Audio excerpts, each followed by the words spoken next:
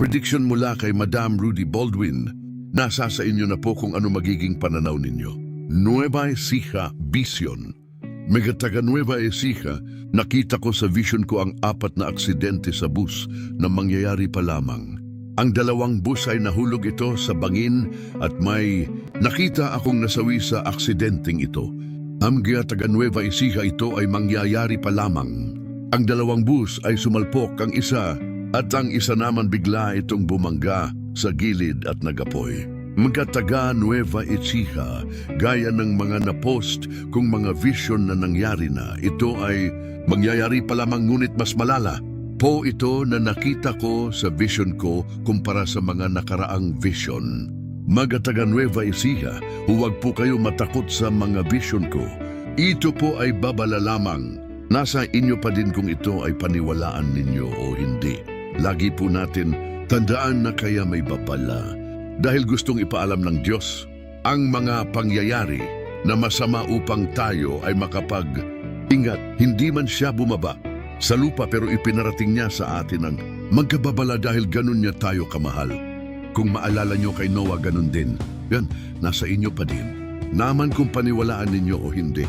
Huwag din po kayo magalit o mainis sa airlines na sinasakyan natin pag tayo ay maglalakbay dahil para sa safety po natin yan. Dahil dito sa Pilipinas, may nakita po akong aksidente sa himpapawid na mangyayari pa lamang.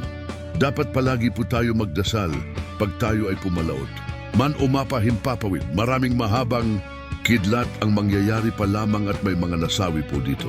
Alam natin lahat na sa mundong ito, maraming negatibong pangyayari. Mas mainam na may babala upang ingatan natin ang mga sarili natin at mga mahal natin sa buhay. Sa lahat ng mga naghahakot ng mga basura sa Nueva Ecija, lalo na kung kayo po ay may madaanang lugar na kung saan may tubig.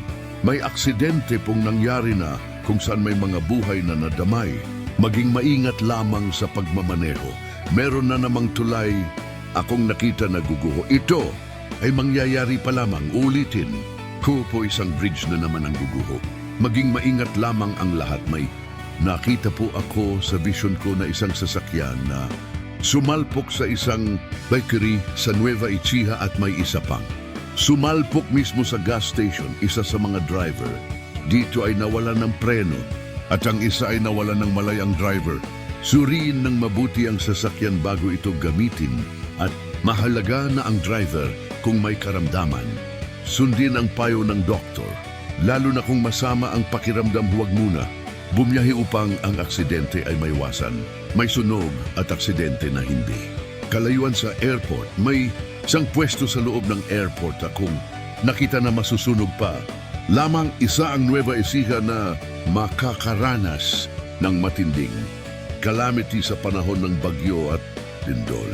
Matinding baha at may nakita akong simbahan na masisira o babagsak sa lakas at bagsik na dala ng hamon ng kalikasan. Maging maingat sa lahat ng bagay na magiging sanhi ng sunog.